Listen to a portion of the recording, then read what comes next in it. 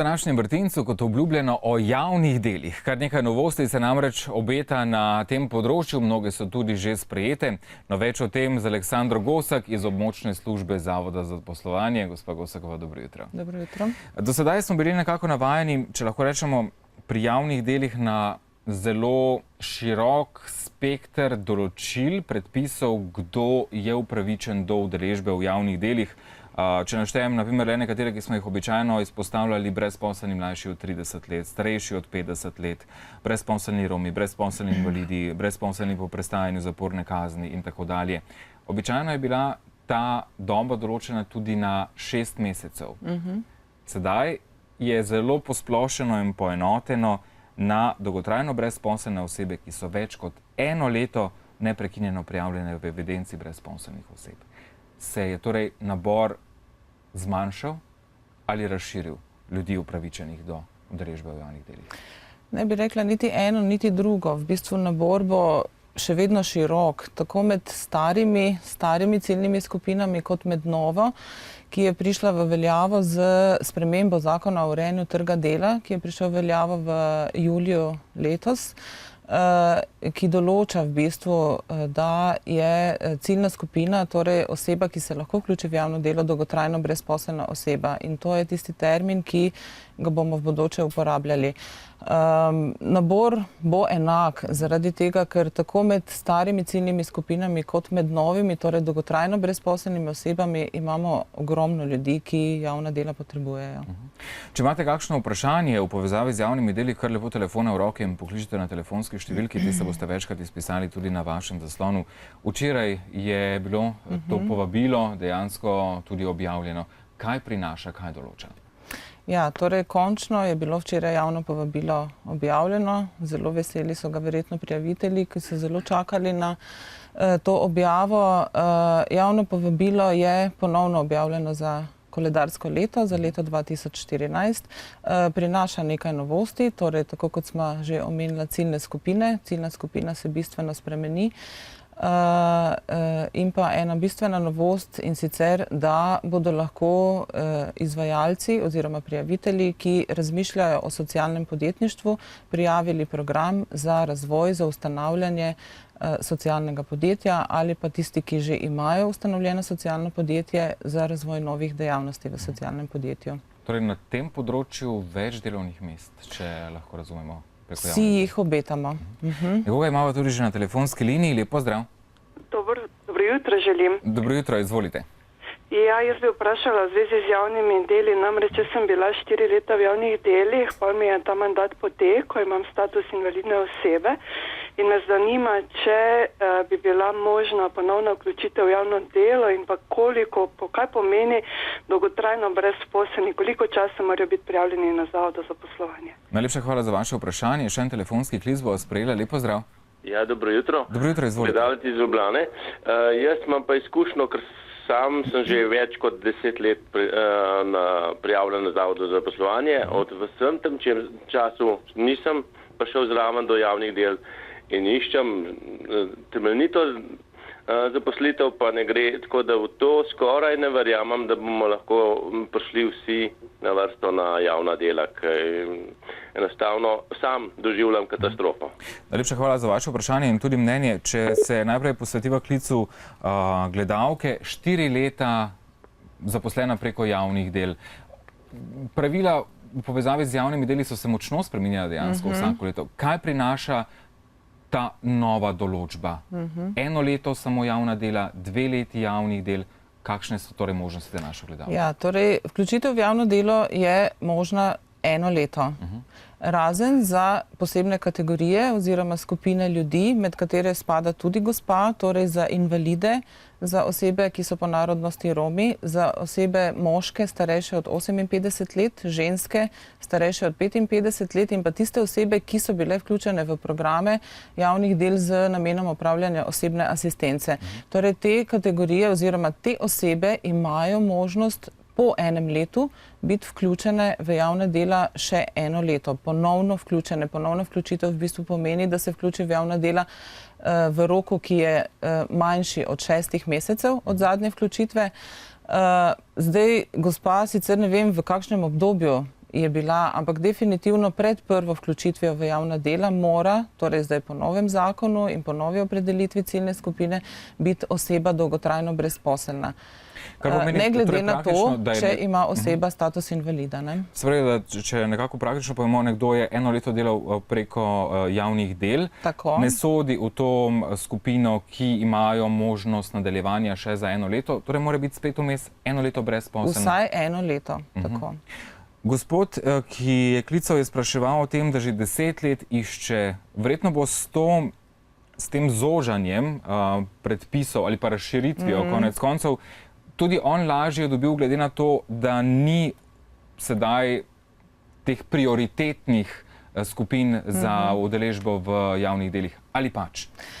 Jaz sem prepričana, gospod je v bistvu absolutno ciljna skupina in ustrezen kandidat za vključitev v javna dela, če ima status brezposelne osebe že več kot 10 let. To je zelo, zelo dolgo dela. Ampak če je mlajši od 58, verjetno tudi ja, ampak prva vključitev za eno leto, zdaj gospod ni povedal, koliko je star, ampak vsaj eno leto vključitve absolutno ima možnost. Res pa je, da je pa takšnih oseb, torej, ki bi želele v javna dela in ki imajo pogoje bistveno več, kot je pa prostih mest.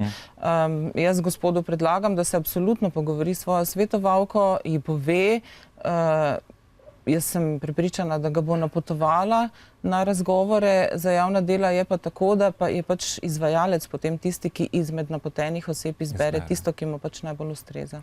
Še dva telefonska klica imajo. Lep pozdrav. Dober dan. Dober dan. Izvolite. Dober dan, tukaj pa Manja Marija iz Trbovelj. Jaz delam v knjižnici. Pozdravljam zaposlitev preko javnih del. Imam pa en predlog in sicer, če so že spremenili zakon, bi predlagala, da mi ta terminologija ne ustreza. Glejte, javna dela pa še, naprimer, brez zamere javna hiša. Drugače pa zelo, zelo pozdravljam zaposlitev, kajti pri nas so bile delavke, ki so lahko enakovredno nadomeščale nas strokovne delavke in imeli smo kar nekaj takih gospa, katere smo zelo koristno uporabili. Dajem pa tudi podporo naši gospe direktorici, kajti vem, da je pri tem zelo veliko terminologije in je bila vedno sposobna in pripravljena zaposliti gospe, ki so to delo rabile. Najlepša hvala in pozdrav iz Trbovelj. Tako, najlepša hvala za vaše deloma vprašanje in deloma tudi mnenje. Lep pozdrav še komu? Halo? Dober dan. Dober dan, izvolite. Maja pri telefonu. Jaz bi se pridružila gospodu, ki je imel probleme pri zaposlovanju prek javnih del. Tudi sama sem že 2 leti in pol prijavljena na zavodu in imam vlogo notar za javna dela že kar leto in pol. Enostavno potem sem šla trkati v ravno obratno smeri in sem šla trkati na neprofitne organizacije, zavode,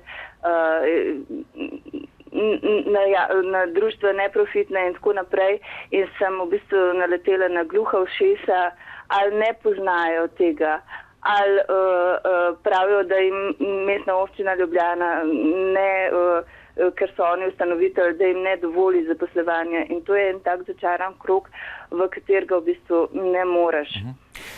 Najlepša hvala za vaše vprašanje in vaše mnenje bomo odgovorili na ta vprašanja. Če začneva pri zadnjemu, pri javnih delih gre za nek socialni korektiv. Mišljeno je bilo, da po enem letu, naprimer zaposlitve preko javnih del, delodajalec brezposelno osebo zaposli, pa vendarle se to ne dogaja. So se malo v tej smeri izneverila sam namen. Načeloma sicer pogoja ni, da delodajalec zaposli brezposelno osebo, ki je bila vključena v javna dela.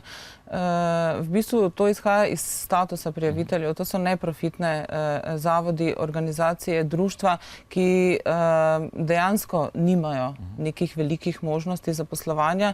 Tako da dodatno zaposlovanje vidimo predvsem pri razvoju novih delovnih mest v okviru razvojnih programov javnih del. Javna dela so seveda omejena. To je pač v bistvu ukrep aktivne politike zaposlovanja in pomeni pomeni začasno rešitev. V bistvu namen je pač seveda, da se oseba vključi v delovno okolje, da pridobiva dodatna znanja, izkušnje, veščine, ki ji bodo pri iskanju zaposlitve in potem tudi pri redni zaposlitvi koristile. Ni namen javnih del, da je pač oseba dlje časa vključena, zato je tudi omejitev časovno v bistvu na 1 leto. Pa so kakšni podatki, koliko ljudi, ki se vključujejo preko javnih del v delovni proces, potem dobi zaposlitev, se pravi z nekim dodatnim izobraževanjem, socializacijo konec koncev v tem času, tkanjem novih vezi v tem letu, uspe najti zaposlitev ali znova pristanejo med brezposelnimi? Ja, zaposlitev dejansko dobijo ljudje in nekje 20 do 30% sicer ljudi se zaposli iz javnih del, ampak ne pri delodajalcih, pri katerih so bili vključeni v javna dela, ampak v času vključitve v javno delo dobi zaposlitev, javno delo prekine in to je v bistvu tudi namen. Vprašanje je v letu 2014 več mest v javnih delih, kot je bilo v letu 2013, tudi več denarja morda? Utopično vprašanje pa vendar. Ja, zdaj javno povabilo, sicer kvota je objavljena, znana, kvota sredstev je manjša, kot je bila lani, za dobrih 8 milijonov evrov, kar pomeni seveda, torej za celotno Slovenijo, kar pomeni seveda bistveno manj vključenih ljudi, kot jih je bilo letos. Je pa obljubljeno še neka dodatna sredstva, torej dodatna kvota denarja za sprejetjem proračuna naj bi dobili še dodaten denar, zdaj, če pa bo to uresničeno ali ne, pa ne vem. Morda čisto na kratko še nekaj osnovnih podatkov o samih javnih delih. So ljudje, ki so zaposleni preko javnih del, izenačeni z redno zaposlenimi, torej njihove pravice in dolžnosti, se ta čas šteje tudi v delovno dobo? Tako. Udeleženci javnih del sklenejo pogodbo o zaposlitvi z izvajalcem javnih del in so v rednem delovnem razmerju, s tem, da njihovo delovno razmerje seveda ni na sistemiziranem delovnem mestu, ne dobivajo torej tistih bonitet, ki jih pač redno zaposleni, ne vem, dodatek na delovno dobo, zahtevnost dela in podobno, so pa upravičeni do plače, prevoza, prehrane, letnega dopusta, regresa za letni dopust, zavarovani so tako kot vsi zaposleni, skratka, teče jim delovna doba. Za konec še vprašanje naše gledalke. Javna dela, da se to zdi recimo takšno sporno poimenovanje, pa vendarle ta izraz poznamo že daleč nazaj v preteklost. Se bo spremenilo kaj poimenovanje ali vendarle ne? Javna dela so se pač, nek slabšalni prizvok, marsikdo v njem vidi, čeprav še zdaleč ni tako. Gospa, ki je rekla, da marsikdaj nadomestijo za javnimi deli tudi redno zaposlenih, moram povedati, da to seveda ni dovoljeno v javnih delih. Javna dela so namenjena v bistvu nadstandardu oziroma pomoč osnovni dejavnosti in absolutno se v javnih delih ne sme nadomeščati redno zaposlenih. Jaz mislim, da prinašajo eno kvaliteto v lokalno okolje. V bistvu je zadovoljstvo tako na strani brezposelnih, tako na strani izvajalcev javnih del, pa tudi lokalno, torej okolje, lokalne skupnosti v bistvu zelo dosti pridobivajo s tem. Morda čisto na kratko samo še to, kdaj bo znana dokončna številka, glede na to, da ste rekli, da je 8 milijonov manj, pa da se vendarle še morda pričakuje kaj? Sploh recimo za severovzhodni konec Slovenije, ki je socialno na psu. Jaz upam, da z sprejetjem proračuna, da bodo namenjena še dodatna sredstva za javna dela. Gospa Gosak, najlepša hvala, uspešno delo še naprej, ni vam lahko v tem času, vedno manj zaposlenih, vedno več dela.